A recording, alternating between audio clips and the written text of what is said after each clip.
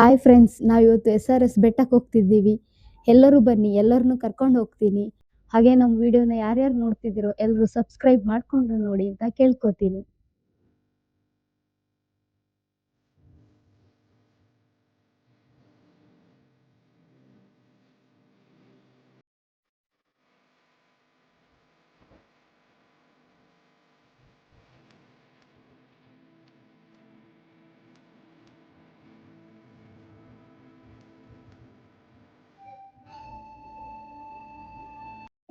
ಗಾಡಿನ ಇಲ್ಲಿ ಪಾರ್ಕ್ ಮಾಡಿದ್ದೀವಿ.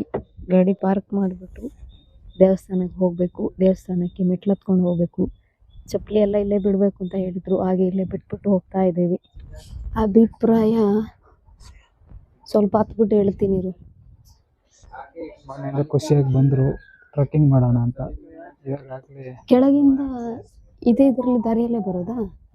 ನಾವು ಅದೇ ರೋಡಲ್ಲಿ ಬಂದಿದ್ವಲ್ವಾ? ಅದೇ ರೋಡಲ್ಲಿ ಬಂದು ಇವಾಗ ಬೆಟ್ಟಕ್ಕೆ ಹತ್ತಾ ಇದೀವಿ. ಬಂದಾಗೇನು ತುಂಬ ಜೋಶಲ್ಲಿ ಬಂದ್ಬಿಟ್ವಿ. ಇವಾಗ ಆಯ್ತಿಲ್ಲ. ಹೇಗೆ ಅನ್ನಿಸ್ತದೆ ಬೆಟ್ಟಕ್ಕೆ ಬಂದಿರೋದು? ಬೆಟ್ಟ ಬೆಟ್ಟ ಅಂತ ಅನ್ಕೊಂಡಾಗ ಫುಲ್ ಜೋಶಲ್ಲಿ ರೆಡಿ ಆಗಿದ್ದು, ಬೆಟ್ಟಕ್ಕೆ ಹೋಗೋಣ ಹಾಗೆ ಹೀಗೆ ಅಂತ. ಇಲ್ಲಿ ಬಂದ್ಮೇಲೆ ಜೋಶೇ ಇಲ್ಲ. ಯಾಕೆ? ಆಗಲ್ಲ. ಇನ್ನು ಅರ್ಧ ಬೆಟ್ಟನೂ ಹತ್ತಿಲ್ಲ, ಅವಾಗಲೇ ಆಗಲ್ಲ ಅಂತ ಇದೆಯಾ? ಅಲ್ಲ, ನನಗೊಂದು ಡೌಟ್ ಆಗ್ತದೆ. ಇವಾಗ ಇಲ್ಲೇ ನಮ್ಗೆ ಬೆಟ್ಟ ಹತ್ತಕ್ಕಾಗ್ತಿಲ್ಲ, ಇನ್ನು ನಾಡಿದ್ದು ನಮ್ಮೂರಲ್ಲಿ ಟ್ರೆಕ್ಕಿಂಗ್ ಹೋಗೋಣ, ನಮ್ಮೂರಲ್ಲಿ ಫಾಲ್ಸ್ಗೆಲ್ಲ ಹೋಗೋಣ ಅಂದ್ರೆ ಇಲ್ಲೇ ಬೆಟ್ಟ ಹತ್ತಕ್ಕಾಗಲ್ಲ ಅಂತಿದ್ಯಾ? ಅಲ್ಲ, ಅಟ್ಲೀಸ್ಟ್ ಇಲ್ಲೇ ಆದ್ರೂ ಅಂದ್ರೆ ಇಷ್ಟು ಫೆಸಿಲಿಟಿಯಾಗಿ ಹತ್ತಕ್ಕೆಲ್ಲ ಚೆನ್ನಾಗಿದೆ. ಹೌದು. ನಮ್ಮೂರಲ್ಲಿ ಏನೂ ಇಲ್ಲ, ಸುಮ್ಮನೆ ಹಿಂಗೆ ಹತ್ತಾ ಇರ್ಬೇಕು. ಅಲ್ಲಿ ದಾರಿನೂ ಇಲ್ಲ, ಕಾಡು. ಹೆಂಗ್ ಹತ್ತದು? ನೀವೇ ಅಲ್ವಾ ಪ್ಲಾನ್ ಮಾಡಿದ್ದು? ಊರ್ಗೆ ಹೋಗೋಣ, ಫಾಲ್ಸ್ಗೆಲ್ಲ ಹೋಗೋಣ, ಬೆಟ್ಟಕ್ಕೆ ಹೋಗೋಣ, ಟ್ರೆಕ್ಕಿಂಗ್ ಮಾಡೋಣ, ಫ್ರೆಂಡ್ಸ್ ಎಲ್ಲರೂ ಕರೆದಿದ್ಯಾ ಬೆಂಗಳೂರಿಂದ. ಇವಾಗ ನೀನೇ ಹಿಂಗಂದ್ರೆ ಚಿಕ್ಕ ವಯಸ್ಸಲ್ಲಿದ್ದಾಗ ಹೆಂಗೋ ಹತ್ತಿದ್ವಪ್ಪ, ಇವಾಗ ಆಗ್ತಿಲ್ಲ. ಏನಾಯ್ತು? ಇವಾಗ ವಯಸ್ಸಾಗೋಗಿದ್ಯಾ? ಅಷ್ಟೇನು ವಯಸ್ಸಾಗಿಲ್ಲ, ಜಸ್ಟ್ 18. ಇಷ್ಟು ಸುಸ್ತಾಗ್ತಿದ್ಯಾ ಬೆಟ್ಟ ಹತ್ತಕ್ಕೆ?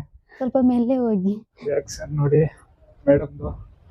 ಬೆಟ್ಟ ಹೇಗಿದೆ ಅಂತ ಗೊತ್ತಿರ್ಲಿಲ್ಲ ಇವ್ರಿಗೆ. ನಾರ್ಮಲ್ ಬೆಟ್ಟ ಹತ್ಕೊ ಬಂದ್ರು ಜೋಶಲ್ಲಿ, ಬೆಟ್ಟ ಹತ್ಕೊಳ್ತೀನಿ ಅಂತ. ಇವಾಗ ನೋಡಿ ಪರಿಸ್ಥಿತಿ. ಈ ಕಡೆ ಬನ್ನಿ, ಆ ಕಡೆ ಇಳಿಯೋರ್ಗೆ, ಇಳಿಯೋದು ಹತ್ತಕ್ಕೆ ನೋಡ್ತಾ ಇರ್ಬೋದು. ಐ ಕಾಂಟ್ ಹೆಂಗತ್ಲಿ ಹತ್ತು ಬರ್ಬೇಕಪ್ಪ. ಹೆಂಗ್ ಬರ್ಲಿ ಅಂದ್ರೆ ಹಂಗ ಕಮಾನ್ ಹೇಳ್ಕೊಂಬ. ಮನೇಲಿ ಜೋಶ್ ಇತ್ತು ಹೋಗೋಣ ಅಂದಾಗ ಐ ಕಾಂಟ್, ಐ ವಾಂಟ್ ಎಲ್ಲ ಬರುತ್ತೆ. ಕನ್ನಡ ಮಾತಾಡ್ಬೇಕು, ಇಂಗ್ಲೀಷ್ ಮಾತಾಡ್ತೀರಾ? ಅದಂಗೆ ಫಸ್ಟ್ ಭರವಸೆ ಕೊಡೋಕೆ ಕನ್ನಡದಲ್ಲಿ, ಆಗಲ್ಲ ಅನ್ನೋದು ಇಂಗ್ಲಿಷಲ್ಲಿ. ನೀವು ಹುಷಾರು. ನೋಡ್ತಾ ಇರ್ಬೋದು ಎಷ್ಟು ಹೈಟರ್ ಇದೆ. ಗ್ರಿಲ್ಸ್ ಹಾಕಿದ್ದಾರೆ, ಅದಕ್ಕೆ ಹತ್ಬೋದು. ಇಲ್ಲಾಂದ್ರೆ ತುಂಬಾ ಕಷ್ಟ ಆಗುತ್ತೆ ಹತ್ತಕ್ಕೆ. ಮೆಟ್ಲು ತುಂಬಾ ಜಾರುತ್ತೆ, ಚಿಕ್ಕದಿದೆ. ಕಲ್ಲನ್ನ ಹೊಡೆದು ಇದು ಮಾಡಿದ್ದಾರೆ. ಮಳೆಗಾಲದಲ್ಲಿ ಹತ್ತಕ್ಕಾಗಲ್ಲ ಫ್ರೆಂಡ್ಸ್. ಇಲ್ಲೆಲ್ಲ ಮಳೆಗಾಲದಲ್ಲಿ ಬಿಡ್ಲಿಕ್ಕೆ ಇಲ್ಲ, ತುಂಬಾ ಕಷ್ಟ ಇದೆ. ಮಳೆ ನೀರು ಜಾರ್ತಾ ಇರುತ್ತೆ, ಆಗೋದು ಇಲ್ಲ. ನೋಡ್ಬೋದು ಇಲ್ಲಿಂದ ವ್ಯೂ ಹೇಗಿದೆ ಅಂತ. ತುಂಬಾ ಚೆನ್ನಾಗಿದೆ, ಫುಲ್ ಬಂಡೆಕಲ್ಲು.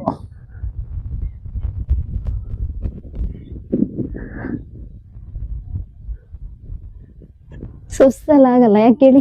ಯಾಕೆ ಮಡಿಕೇರಿಯವ್ರದಕ್ಕೆ ಅದಕ್ಕೆ ಅವಾಗಲೇ ಅರ್ಧ ಬೆಟ್ಟ ಹತ್ತಕ್ಕಿಂತ ಮುಂಚೆನೇ ಸುಸ್ತಾಗ್ತದೆ ಅಂದ್ರೆ ಭಯ ಪಡಬಾರ್ದು. ಹೆದರ್ಕೋತಾ ಇದಾರೆ ಮೇಡಮ್, ಜಾರ್ ಬಿಡ್ತೀನಿ ಅಂತ. ನೋಡಿ ಯಾವ ಥರ ಬರ್ತಿದ್ದಾರೆ. ಆ ಒಂದು ಆ ಎರಡು ಅನ್ಕೊಂಡು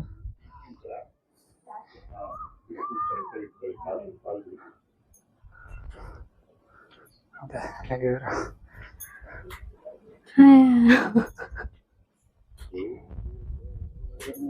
I think we can shift it to this side, mane. Even ಸ್ವಲ್ಪ ಜಾರ್ಕೆ ಇರುತ್ತೆ, ಅಟ್ಲೀಸ್ಟ್ ಸ್ವಲ್ಪ ಕಟ್. ಅದು ಇದನ್ನ ಕಟ್ ಮಾಡಿ ಈ ಕಡೆ ಶಿಫ್ಟ್ ಮಾಡ್ಕೊ. ಈ ಜಾರ್ಕೆ ಇದೆ ಜಾಸ್ತಿ ಅಂತ ಸ್ವಲ್ಪ ಈ ಕಡೆ ನೋಡಿ. ಇದೇ ಜಾರ್ತಿದೆ ಮ್ಯಾಮ್. ಜಾರ್ತದ್ಯಾ? ಇದು ಜಾರುತ್ತೆ, ಇದು ಜಾರಲ್ಲ ಈ ಕಡೆ ಸೈಡಲ್ಲಿ. ಇನ್ನೊಂದು ಇದು ಓಕೆನಾ? ಎರಡು ಬಂದೇನಾ? ಮಾಡಿದ್ದಾರೆ. ನಮ್ಮ ಮನೆದ್ದು ಅಡಿಕೆದು ಇದು ಸಿಕ್ತು ನೋಡು, ಅಡಿಕೆ ಎಳ್ಕೊಂಡು ಹೋಗ್ತಾರಲ್ಲ ಡಿಂಗಾರದ, ಅದನ್ನ ತಗೊಬಂದಿದ್ರೆ ಆರಾಮ್ ಮೇಲೆ ಕೂತು ಕೆಳಗೆ ತರ್ಬೇಕಿತ್ತು. ಅದೇ ಊರಿಗೆ ಹೋಗಿ ಬರೋಣ ಅಂತ ತರ್ಬೋದಿತ್ತು, ಆಮೇಲೆ ಇಲ್ಲಿಗೆ ಬರ್ಬೋದಿತ್ತು ನಾವು. ಒಂದ್ ಕೆಲಸ ಮಾಡು, ಆ ಶೀಟ್ ಹಾಕೊಂಡು ಕೂತ್ಕೊಂಡ್ಬಿಡು, ಕೆಳಗಡೆ ಹೋಗ್ಬಿಡ್ತೀಯ ಜಾರ್ಕೊಂಡು. ಬೇಡ, ಸ್ಕ್ರಾಚ್ ಆಗುತ್ತೆ. ಹೌದಾ? ಏನು ಸ್ಕ್ರಾಚ್ ಆಗುತ್ತೆ? ನನ್ನ ಫೇಸು ಸಾಗುತ್ತಪ್ಪ. ಅಲ್ಲ, ಕೆಳಗೆ ತಲುಪೋಷ್ಟು ನಾ ಇರ್ತೇನೆ.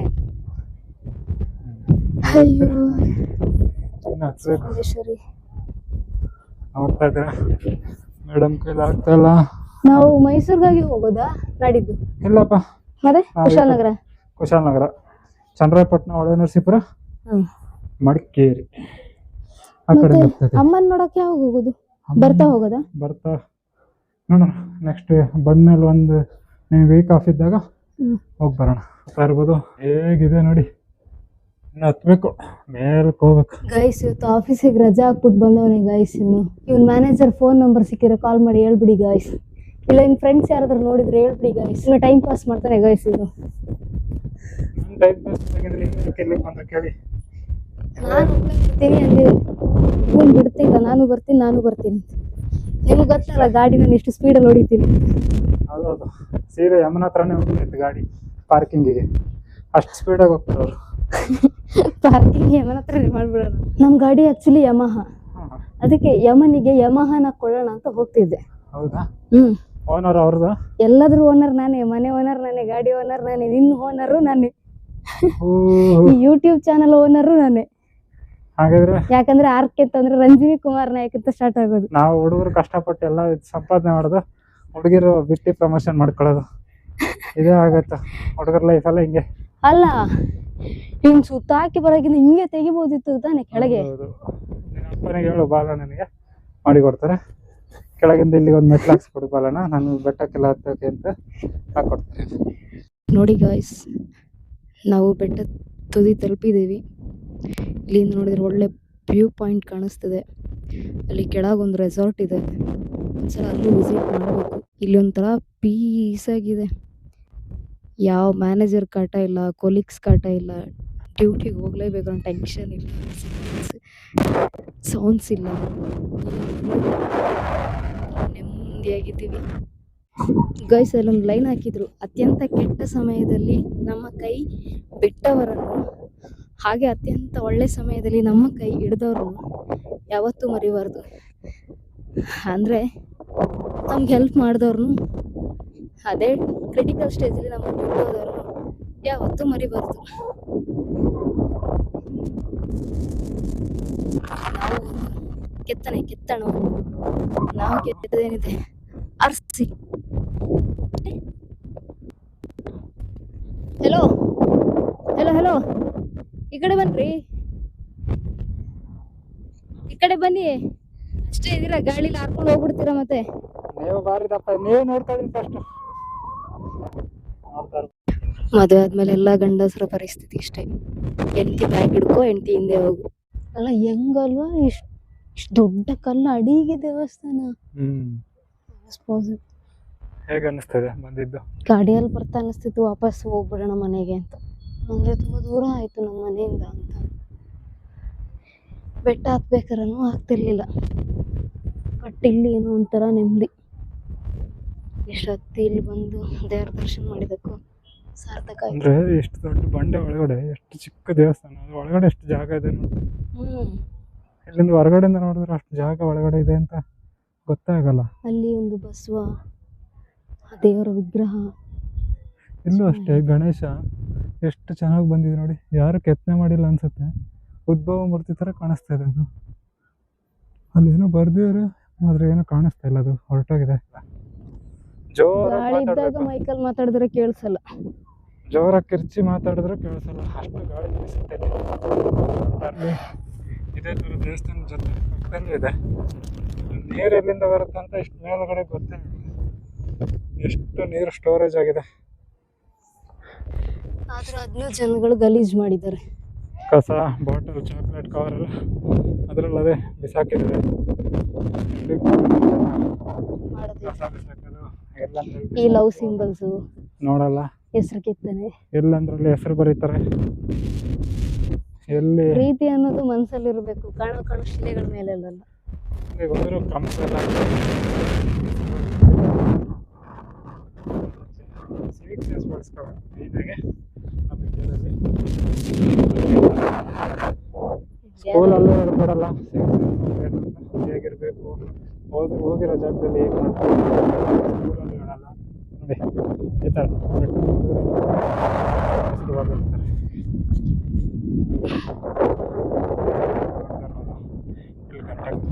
ಫೋಟೋ ತೆಗೀಲಿ. ನಾನು ಇಲ್ಲಿ ಓದಿದ್ದು ಅಂದಿದ್ದದು ಅತ್ಯಂತ ಕೆಟ್ಟ ಸಮಯದಲ್ಲಿ ನಮ್ಮ ಕೈ ಬಿಟ್ಟವರನ್ನು ಮತ್ತು ಅತ್ಯಂತ ಒಳ್ಳೆ ಸಮಯದಲ್ಲಿ ನಮ್ಮ ಕೈ ಹಿಡಿದವರನ್ನು ಯಾವತ್ತೂ ಮರಿಬಾರ್ದು. ಯಾರೇ ಬರ್ದಿರೋದು ಹಿಂಗ್ ಮಾಡಿ ಹಿಂಗ್ ಎಳ್ಕೊಳಕ್ಕೆ. ಸ್ಪೈಡರ್ ಮ್ಯಾನ್ ಅಲ್ಲ, ಏನ್ ಹೇಳ್ಕೊಳ್ಳೋದು? ನೀನ್ ಅಕಸ್ಮಾತ್ ಬಿದ್ದೋದ್ರೆ ಅಂತ. ಬಿದ್ದೋದ್ರೆ ದೇವ್ರು ಹಿಡ್ಕೋತಾನೆ ಕೆಳಗಡೆ. ಬಾ ಮಗನಿ ಅಂತ ಹೇಗೆ ಅನಿಸ್ತದೆ ಈಗ ಎಳಿತಾರೋ ಪಾಯಿಂಟ್ ಹೇಗಿದೆ? ನನ್ನ ಜೊತೆ ಕೇಳ್ತಾ ಇದೀಯಾ? ಹಾ, ನಿನ್ನೆ ಮೇಡಮ್ ಮನೆಯಿಂದ ಜೋಶಾಗಿ ಮೇಕಪ್ ಎಲ್ಲ ಹಾಕೊಂಡು ಬೇಗ ಖುಷಿಯಾಗಿ ಬಂದ್ರಿ. ಇವಾಗ ನೋಡಿದ್ರೆ ಕಂಬ ಹಿಡ್ಕೊಂಡು ಒಂಥರ ಆಡ್ತಾ ಇದ್ರಲ್ಲ, ಅದಕ್ಕೋಸ್ಕರ ಕೇಳ್ತಾ ಇದ್ದೀನಿ. ಬಿರಿಯಾನಿ ಕೊಡ್ಸಿ ನನಗೆ. ನೆನ್ನೆ ತಿಂದ್ರಲ್ಲ, ಇವತ್ತೇನೆ ಬಿರಿಯಾನಿ. ದೇವಸ್ಥಾನಕ್ಕೆ ಬಂದ್ರು ಬಿರಿಯಾನಿ ಜಪ ಬಿಡಲ್ಲ ನಾವು. ಹೆಣ್ಮಕ್ಳು ಹಂಗೆ ತಿನ್ನೋದ್ರಲ್ಲೇ ಇರ್ತಾರ.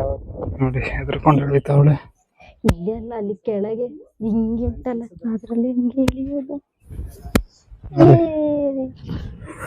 ಸಾಧನೆ ಮಾಡ್ಬಿಟ್ರು, ಬೆಟ್ಟ ಹತ್ತಿ ಇಳಿದು ಬಿಟ್ರು, ಇನ್ನು ಆರಾಮ್ಸೆ ಹೋಗ್ಬಿಡ್ತಾರೆ. ಇನ್ನು ಯಾಕಂದ್ರೆ ಈ ಕಡೆ ಎಲ್ಲ ಚೆನ್ನಾಗಿದೆ, ಇದೆಯಲ್ಲ. ಇದೆ ಪವಿತ್ರ, ರಮ್ಯಾ. ಇಲ್ಲಿ ಪವಿತ್ರ, ರಮ್ಯಾ ಅಂತ ಮೆಟ್ಲು ಮೇಲೆಲ್ಲ ಬರ್ದ್ಬಿಟ್ಟಾರ. ಅವ್ರ ಪ್ರೀತಿನ ಮೆಟ್ಲಲ್ಲೇ ಕೆತ್ಬಿಟ್ಟವ್ರೆ. ಏನು ಮಾಡೋಕ್ಕಾಗಲ್ಲ. ಆರ್ಟಲ್ಲಿ ಇರ್ಬೇಕಾಗಿರೋ ಪ್ರೀತಿನ ಗೋಡೆ ಮೇಲೆ ಬರ್ದ್ಬಿಟ್ಟವ್ರೆ, ಮೆಟ್ಲು ಮೇಲೆಲ್ಲ. ಫೈನಲಿ ಕೆಳಗಡೆ ಬಂದ್ವಿ. ಯಪ್ಪ ಆಗುದಿಲ್ಲ.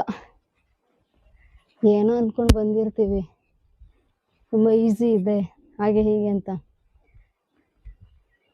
ಅದೇ ರಿಯಾಲಿಟಿ ನೋಡಿದ್ಮೇಲೆ ಗೊತ್ತಾಗೋದು ಆಗಲ್ಲ ಅಂತ. ಅದು ಬೇರೆ ನಮ್ಮೂರಿಗೆ ಮಡಿಕೇರಿಗೆ ಹೋಗಿ ಟ್ರಕ್ ಮಾಡೋಣ ಹಂಗೆ ಹಿಂಗೆ ಅಂತೆಲ್ಲ ಬಿಲ್ಡಪ್ ಕೊಟ್ಕೊಂಡು ಎಲ್ಲ ಫ್ರೆಂಡ್ಸ್ನೆಲ್ಲ ಕರೆದಿದ್ದೀನಿ. ಇಲ್ಲೇ ಹತ್ತಕ್ಕಾಗಲ್ಲ. ಮಡಿಕೇರಿಗೂ ಏನು ದಾಬ ಆಗ್ತೀವೋ ಗೊತ್ತಿಲ್ಲ. ಅಲ್ಲಿ ಜೋರು ಮಳೆ ಗಾಯ್ಸ್. ಆ ಮಳೆಯಲ್ಲಿ ಟ್ರೆಕ್ಕಿಂಗ್ ಹೇಗಿರುತ್ತೋ ಜಿಗಣೆ ನೋಡ್ತಾ ಇರ್ಬೋದು. ಚಿಂತೆ ಇಲ್ಲದವ್ರಿಗೆ ಸಂತೆಲ್ಲ ನಿದ್ದೆ ಅಂದಂಗೆ ರೋಡ್ ಮಧ್ಯಾಹ್ನ ಬಂದು ಮಲಗ್ಬಿಟ್ಟವನೆ ಶಿಷ್ಯ. ಪಾಪ ವಯಸ್ಸಾಗ್ಬಿಟ್ಟೈತೆ ಇದಕ್ಕೆ. ಇವ್ರಿಗೆ ಏಜ್ ಆಗ್ಬಿಟ್ಟಿದೆ, ಅದಕ್ಕೆ ಸೈಡಲ್ಲಿ ಸುಮ್ಮನೆ ಸೈಲೆಂಟಾಗಿ ಕೂತ್ಬಿಟ್ಟವ್ರೆ, ಯಾರ ಜೊತೆಗೂ ಮಾತಾಡಲ್ಲ. ಮನೆ ಕಡೆ ಹೋಗ್ತಾ ಇದ್ವಿ ಫ್ರೆಂಡ್ಸ್. ಆಯಿತು ಬಂದಿದ್ದ ಕೆಲಸ